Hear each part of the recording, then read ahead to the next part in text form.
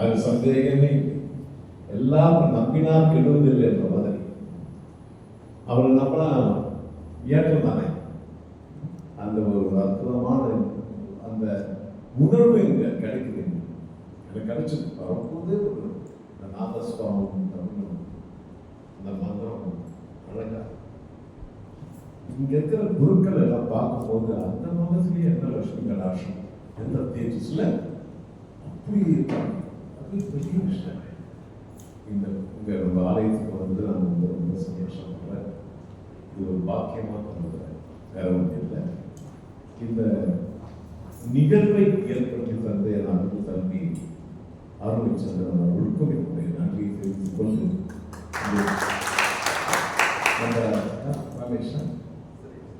சுரேஷ் அவர்களுக்கும் திருமதி சுரேஷ் அவர்களுக்கும் வணக்கத்தை நன்றி நான் தெரிவிச்சுக்கிறேன். ஐயா, உங்க பயணத்தை பத்தி கொஞ்சம் தெரிஞ்சுக்கணும். இது ஒரு நீண்ட நெடுதூரம் பயணம். ஆமா, தொடர்ந்துகிட்டே இருக்கு. இது ஒரு தொடர்கதை மாதிரி. ஆனா எப்பவுமே ஒரு சினிமா சக்சஸ் ஆகுது, வெற்றி படம்னு சொல்றது எல்லாமே நீங்க பாத்தீங்கன்னா இது ஒரு அற்புதமான படம். சக்சஸ் படம், சக்சஸ் வெற்றி 100 நாள் 200 நாள் சொல்ற படமெல்லாம் பாத்தீங்கன்னா இன்டர்வல் வரைக்கும் ஸ்லோவா போகும் படம். இன்டர்வலுக்கு அப்புறம் தூக்கமா கதையை அப்படி இருக்கும். இன்டர்வலுக்கு மேல எந்த கதை எந்த படம் நல்லா இருக்கும் அந்த படம் தான் சக்சஸ். இன்டர்வல் வரைக்கும் கொஞ்சம் நல்லா போகுதுப்பா, கொஞ்சம் சொதப்பம். இன்டர்வல் வரைக்கும் கொஞ்சம் சொதப்பம். ஆனா இன்டர்வலுக்கு மேல என்னமா அப்படின்னு சொல்ற படம் தான் இட்டு. அது மாதிரி நீங்க என் பயணத்தை கேட்குறீங்க. என் பயணமும் இன்டர்வல் வரைக்கும் சொதப்பல் தான். அதாவது 40 வயசு இன்டர்வல் வரைக்கும் கஷ்டம், அவமானம், தோல்வி, மன உளைச்சல், மனோபயம், இதெல்லாம் இருந்து 40 வயசு வரைக்கும் இன்டர்வலுக்கு உள்ள இன்டர்வலுக்கு முன்னாடி நான் சொன்னேன் இல்லையா, அதே போல இருந்த வாழ்க்கைனா அம்பாளுடைய அனுகிரகத்தாலும் எம்பெருமானுடைய அருளாலும் இன்டர்வலுக்கு மேல படம் நல்லா இருக்கு. உதாரணம் சொல்ல முடியும். இன்டர்வலுக்கு மேல படம் நல்லா அமைச்சு கொடுத்துட்டு இருக்காங்க. எம்பெருமான் எல்லாம் நல்லா போயிட்டு இருக்கு. உங்க பயணம் இன்டர்வலுக்கு முன்னாடியே நல்லா வந்துருச்சுங்க. திரு சந்திரபோஸ். ஆமா, மிகச்சிறந்த ஒரு நல்லா சொல்ல முடியாது. சந்திரபோஸ் விஷயம் வந்து நல்லா இல்லை. நான் 2 ஒண்ணா பயணம் செஞ்சோம். வேற விஷயம். பயணம் செஞ்சுட்டு அவரும் நானும் சங்கர் கணேஷ், விஸ்வநாதன் ராமமூர்த்தி சார், பெரிய மகன் விஸ்வநாதன் ராமமூர்த்தி, அப்படிதான் நாங்கள் 2 பேரும் ஆரம்பிச்சோம். போசஸ் தேவான ஒரே ஒரு ப்ரொடியூசர் கிட்ட, கதை வசனகர்த்தா டைரக்டர் குகநாதன் சொல்லுவாங்க சார், அவர்கிட்ட ஒரு 10 வருஷம் அழைச்சோம். சினிமா சான்ஸ் கிடைச்சது 89 சான்ஸ் கிடைச்சது. இல்லைன்னு சொல்ல முடியாது. பெரிய கம்பெனி, நல்ல கம்பெனி. மதுரை கீதம்னு ஒரு படம். அந்த படத்துல 5 பாட்டு 6 பாட்டு நாம போய் கம்போஸ் பண்ணது. ஏன்னா போசஸ் தேவா சங்கர் விஸ்வநாதன். ஆனால் படம் எடுக்கிற அன்னைக்கு, பூஜை போடுற அன்னைக்கு, பட விளம்பரத்தை பார்க்கும்போது ஒரு ஷாக். என்ன ஷாக்குன்னா, அவர் பேர் மட்டும் இருக்கு, என் பேர் இசை சந்திரபோஸ் இருந்தது தவிர அங்க தேவையில்லை. 10 வருஷம் ஆகுது. அதனாலதான் சொன்னாங்க, எப்படி நல்ல வாழ்க்கை இன்டர்வலுக்கு முன்னாடி. இன்டர்வலுக்கு முன்னாடி இவ்வளவு பெரிய விஷயம் இருக்கு, அதே எப்படி நல்லா. ஆனா அவங்களுக்கு பொறுத்த வரைக்கும் மற்ற அவ்வளோ கஷ்டம் இறைவன் அம்பா இருக்காங்க. நான் கருவூர் கல்யாணம் செஞ்சேன். சென்ட்ரல் கவர்மெண்ட்ல வேலைக்கு போயிட்டேன். அதனால கஷ்டம்லாம் இல்லை.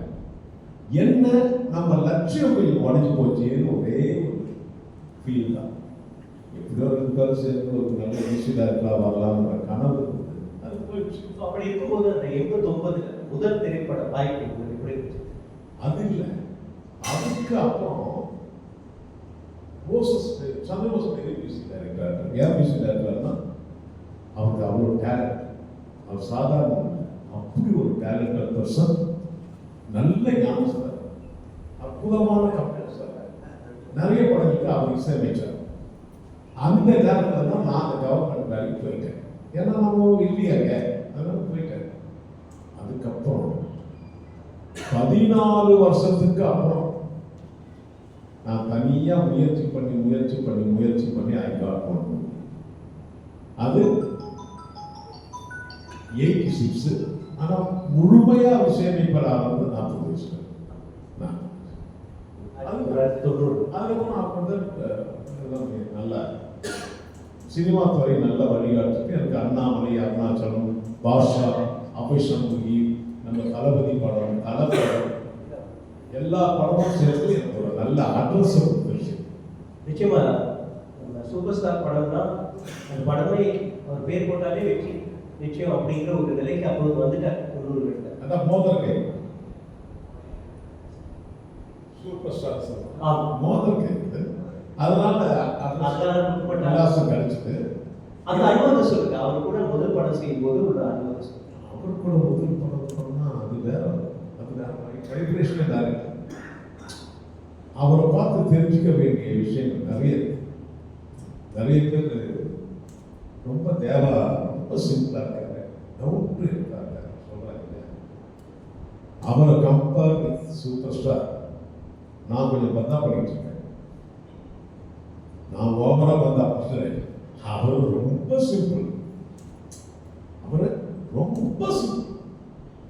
என் தம்பியோட மேரேஜ் இன்விடேஷன் கொடுக்கறதுக்காக அவரோட காலேஜுக்கு ரஜினி சார் போய் பார்க்கணும். அவன் வர சொன்னாங்க, உள்ள போனேன். போயிட்டு அவர்கிட்ட இன்விடேஷன் கொடுத்துட்டேன். இது வந்து 90 வரைக்கும். வரும்போது என் தம்பி கேட்கறாரு, அண்ணா என்ன நான் ரஜினி சாரையே பார்க்காம வரணும். அப்ப அவர் அப்படி எவ்வளவு சிம்பிளா இருந்திருப்பார். நம்ம பார்த்த இன்விடேஷன் அதான் ரஜினி சார், அவங்க தான் ரஜினிங்கிறார். அப்படி ஒரு டவுட் ஏற்பது. அந்த டவுட் ஏற்பதுதான் தூக்கினார். அது அவர்கிட்ட நிறைய நல்ல படங்கள்லாம் நான் தெரிஞ்சுக்கிட்டேன். அவர் 2 உதாரணம் சொல்லுங்க. அவர்கிட்ட உங்களை ஈர்த்தது 2 விஷயங்கள்.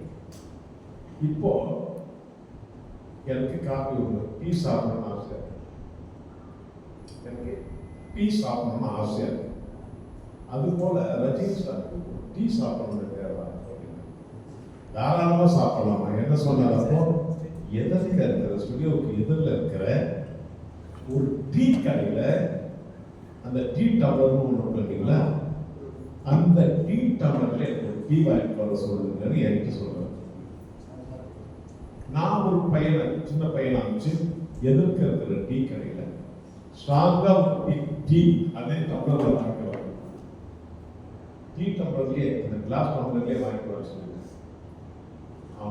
அவன் வந்து கடைக்கு போயிட்டான் டீ கடை. இப்போ சுட சுட சுட பிளாஸ்ட்ல சரவணபவன் காப்பி உள்ள வருது.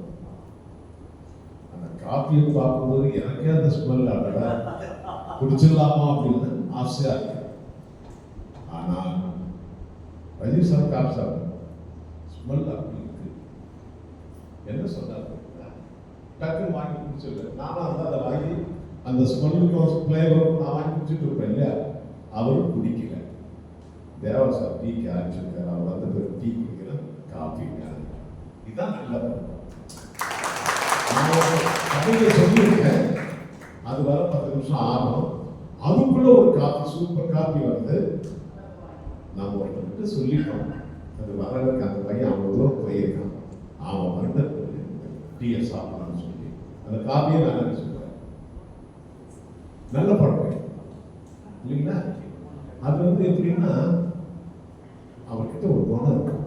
அச்சம் மனம் நாணம் பயிர்ப்பு. எனக்கு ஒரு அவார்டு கிடைச்சிருச்சு. இதில் எனக்கு இங்கே தெரிஞ்சு போச்சு.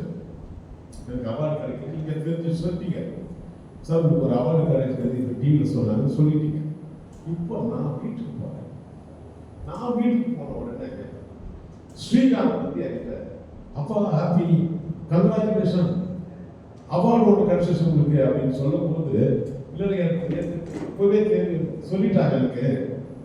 எனக்கு அங்கே ஒருத்தர் சொல்லிட்டார் அவார்டு கிடைச்சிச்சுன்னு சொன்னா அது நான் அப்படியா எனக்கு கிடைச்சிருக்கா, அப்படியே அவார்டு கிடைச்சிருக்கா ஸ்ரீகாந்த் அப்படின்னு நம்ம அந்த நடிக்க வைக்கல. அது பெரிய விஷயம். சொல்லிட்டாங்க அங்கே சொல்றாங்க ஸ்ரீகாந்த் அப்படின்னா ஆசையா சொல்ற ஸ்ரீகாந்த் எப்படி இருக்கும் அங்கே இடத்துல அப்படியா விஷயம், ஐயோ சூப்பர் சூப்பர் சூப்பர் நடிக்கணும்ல. அதுதான் ரஜினி. அவருக்கே தெரிஞ்சாரு நம்ம சொன்னா எனக்கு தெரியாம சொல்ல மாட்டேன். அப்படியா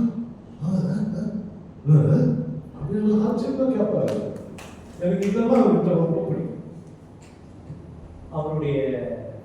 அவரோட நீங்க இணைந்த முதல் படம் அண்ணாமலையா? அந்த அனுபவம் அந்த அண்ணாமலையில வந்து இன்னொரு விஷயம் சொல்றேன். அண்ணாமலை கூட இல்லை,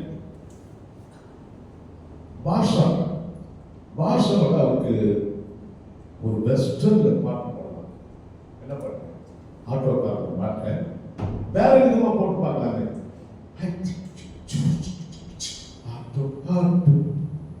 சூப்பர் ஆட்டோ மாடனா பண்ணி பார்க்கலாமே அப்படின்னு ட்ரை பண்ணிட்டு இருக்கேன். அப்படியே அதை மறைச்சு பார்க்குறேன்.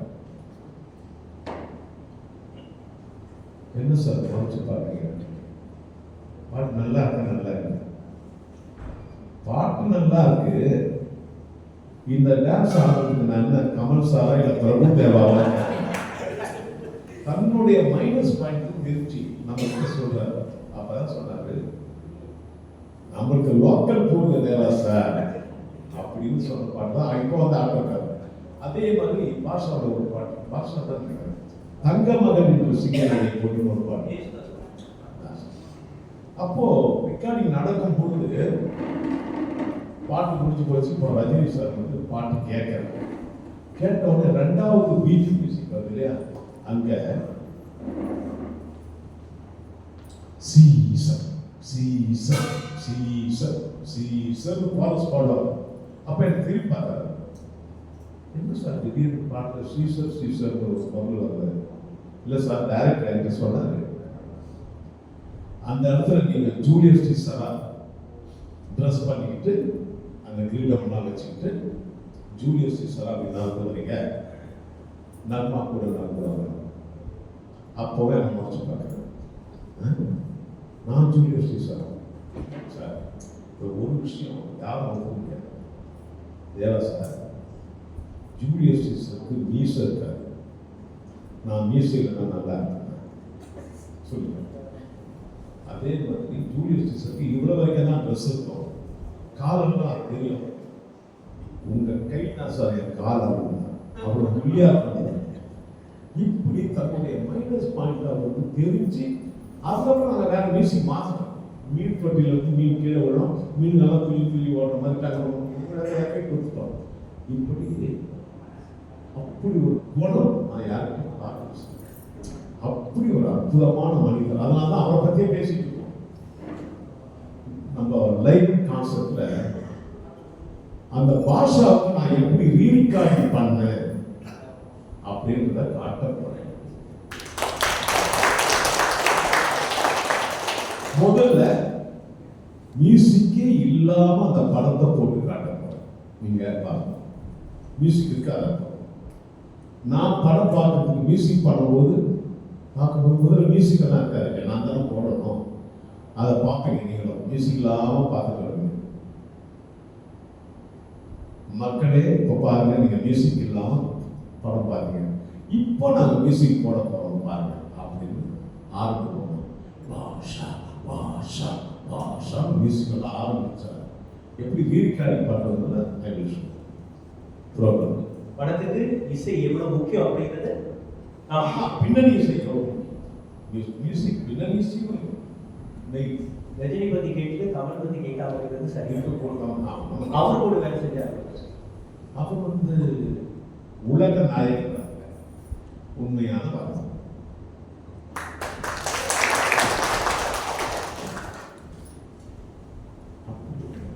அப்படி சொன்ன மாதிரி யாரும் அந்த பொங்கல் அந்த 5 மேக்கப்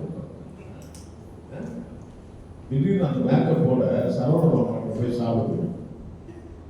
அவர் கமலஹாசன் யாரும் தெரியல. அந்த படத்தை பார்க்கணும் பண்ணி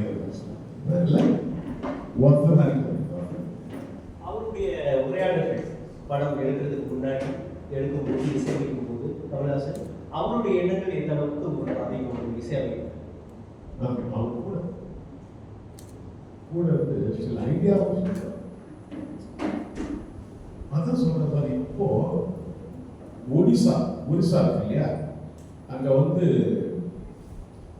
ஒரு டான்ஸ் ஒடிசி ஒரு டான்ஸ் பேரண்ட்ஸ் கமல் சார் அந்த ஒடிசி டான்ஸ்ல இப்ப யார் நம்பர் 1 டான்ஸர் கேட்ட பதில் சொல்லுங்க. கதக் டான்ஸ்ல இப்ப யார் நம்பர் 1 சொல்லுவார். கிராமிய கலையில இப்ப யார் நம்பர் 1 சொல்லுவார். வெஸ்டர்ன் பாப் மியூசிக்ல இப்ப யார் நம்பர் 1 சொல்லுவார். உலக அனைத்தையும் அவர் வந்து தெரிஞ்ச ஒரே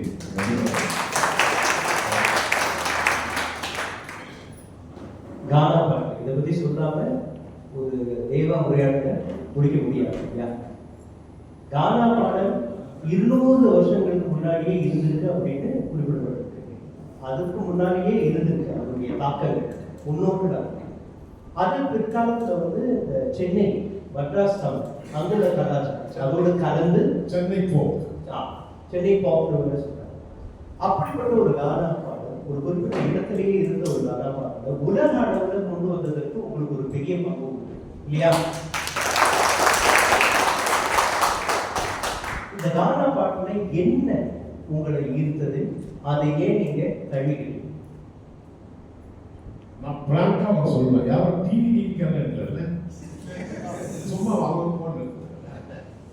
நான் சொல்லியிருக்கேன். இல்லப்பா நான் பாட்டு போடுவேன் சினிமாவில், பேப்பர்ல எழுதுவேன், எல்லாமே நல்லா எழுதுவாங்க. சில படங்கள் நான் செய்யும் போது ஏஆர் ரஹ்மான் மாதிரி இருக்குதுன்னு சொல்லுவாங்க. அதாவது அங்க இருந்து காப்பி அடிச்ச மாதிரி சொல்லுவாங்க. சில ஃபோக் சாங் பண்ண ராஜா சார் பற்றி கம்பேர் பண்ணுவாங்க. அப்ப நினைச்சேன் நமக்கு ஒரு தனி ரூட் இருக்கும்.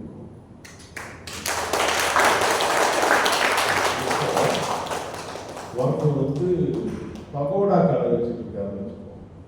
அவர் எதுக்கு நம்ம வந்து இன்னொரு பகோடா கடை வச்சா மேட்டர் ஆகுமா? சொல்லுமா?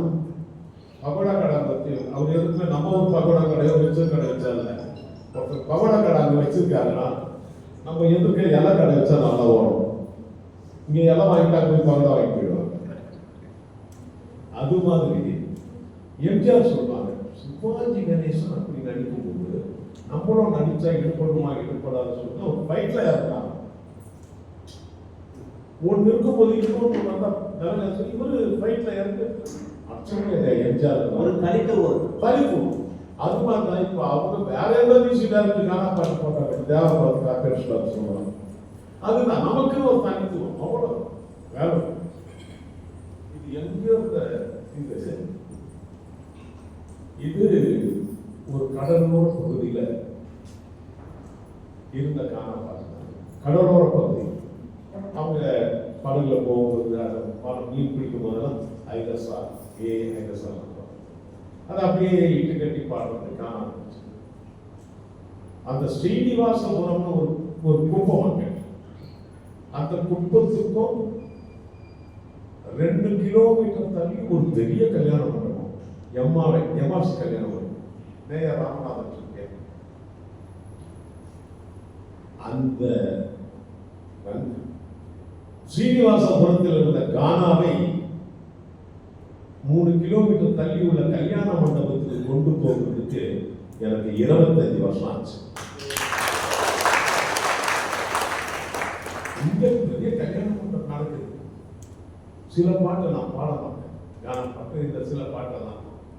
ஏன்னா ஒரு பொண்ணு நான் பார்த்தேன், சட்டி நீட்டு சிரிக்க சொல்லி கேட்டேன். அவ பார்த்தா அவ சிரிச்சா சிரிப்புல 100 பேர் செத்து போயிட்டாங்க கல்யாணம் பாருங்க. அது நான் பாடுறேன். அதை பாடக்கூடாதுன்னு நினைச்சா கூட மாப்பிள்ளையும் ஒரு பேப்பர் எழுதி ஒரு பொண்ணு ஒன்று பார்த்து பாட சொல்லுங்க. அப்போ அங்கிருந்து இங்க கொண்டு வரதுக்கு நாங்கள் 25 வருஷம் ஆச்சு. அங்க ஸ்ரீனிவாசபுரம் விருப்பத்துல இருந்து கல்யாணம் பண்ணுறது. கான பாடல்ல எப்போதுமே ஒரு சின்ன சோகம், கொஞ்சம் நையாண்டி, அதே நேரத்தில் ஒரு குறிப்பிட்ட தாவல் இதெல்லாம் இருக்கும். அது எந்த அளவுக்கு உங்களுக்கு அது உதவியா இருக்கு? உதவியா ஞான பாட்டு எல்லாமே ஒரு மெலோடியா இருக்கும். அதாவது சுகமான ராகம் சோகமானது வைரத்தில் எந்த இடம் சுகமான விஷயமோ அது ஒரு சோகம். சுகமான ராகம் இது சிவாஜி சார் சுகமான ராகமே சோகமானது. சுகமா இருந்ததுன்னா அது மெலோடி, அந்த ஃபீல் அது என் பாட்டு நிறைய விதவிதமா சோகம் சிரிக்க நிறைய ஞான பாட்டு அதுவே சோகம். ஏகாமக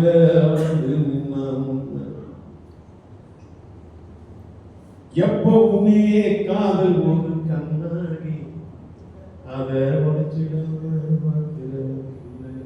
சோகம் இல்லையா உள்ள, ஆனா கேட்கறதுக்கு சொகமா, அதான் காரணம். ஓகேங்களா? நீங்க 400 படங்களுக்கு மேல இசையமைச்சிருக்கீங்க இல்லையா? ஒரு சோக பாடல் உங்களுக்கு இன்னமும் உங்க மனசுல நிறைய நிலைக்கக்கூடிய ஒரு சோக பாடல் எனக்கு ரொம்ப பிடிச்ச பாட்டுனா ஆசைப்பட்ட எல்லாத்தையும் காசு இருந்தா ஆசைப்பட்ட எல்லாத்தையும் காசு எனக்கு ரொம்ப பிடிக்கும். ஆசைப்பட்ட எல்லாத்தையும் அது ஒரு 2 வரி பாடல். ஆசைப்பட்ட எல்லாத்தையும் காசு இருந்தா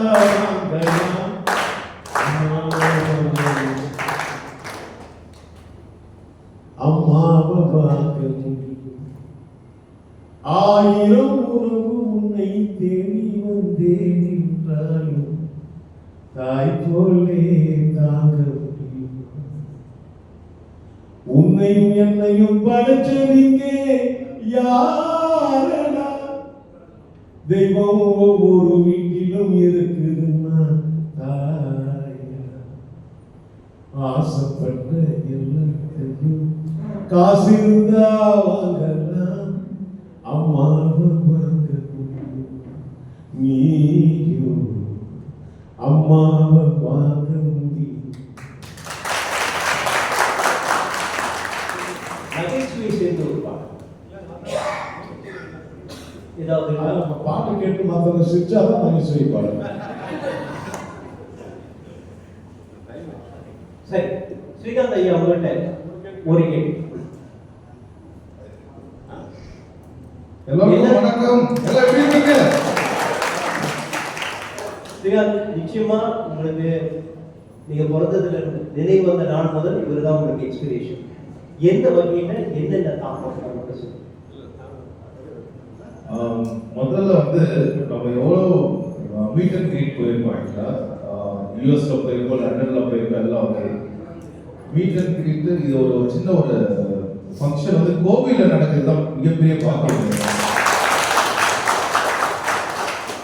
அதுக்கு நேரத்தில் சுரேஷ் சார் ரொம்ப நன்றி சார். அவருக்கு அவங்க துணையாக இருக்கும், இந்த கோவில் நிர்வாகிக்கு எல்லாருக்கும் ரொம்ப நன்றி. இங்கே அரேஞ்ச் பண்ண இந்த கான்சர்ட் அரேஞ்ச் பண்ற நம்ம அருமை சந்திரனுக்கு ரொம்ப ரொம்ப நன்றி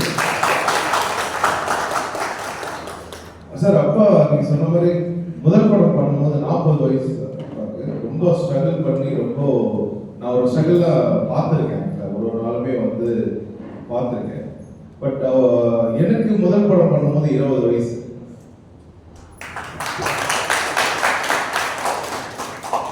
அப்போ அப்பா கிட்ட போய் கேட்டேன், அப்பா எனக்கு ஒரு வாய்ப்பு கிடைச்சிருக்கு, நான் மியூசிக் பண்ணணும்னு பண்ணும்போது ஸ்ரீகாந்த், அதாவது மியூசிக் சாதாரண விஷயம் இல்லை, அது ஒரு கடவுளோட வரம் அது.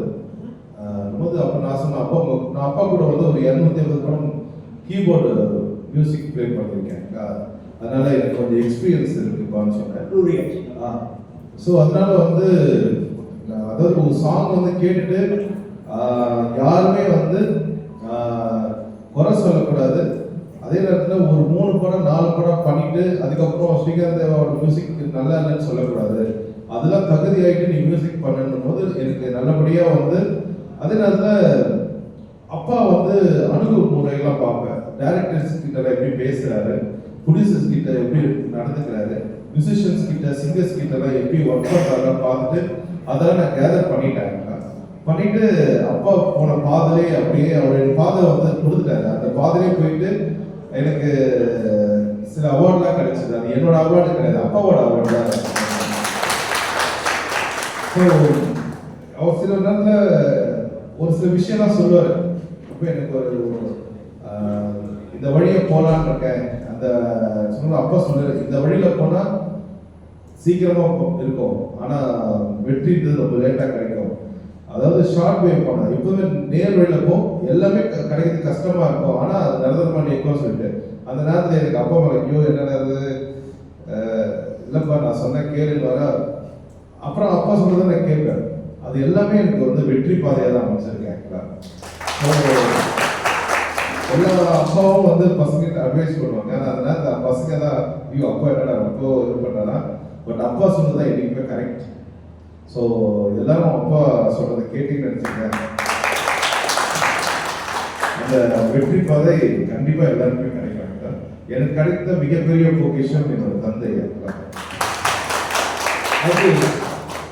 அத்வைச்சந்திரன் அவர்கள், நீங்க இங்க வர்றதுக்கும் இந்த நிகழ்ச்சி நடைபெறதுக்கும் மூல காரணம் அவங்க தான். இந்த கோவிலுக்கு ஒரு நன்கொடை அமைவதற்கும் அவர் தான் காரணம். அவர்கிட்ட மைக்க கொடுத்துருவோம். ஐயா சொல்லுங்க, தேவா ஐயாவை தான் கொண்டு வரணும், இந்த நிகழ்ச்சியை நடத்தணும்னு ஏன் முடிவு செஞ்சீங்க? இப்ப என்ன மனநிலையில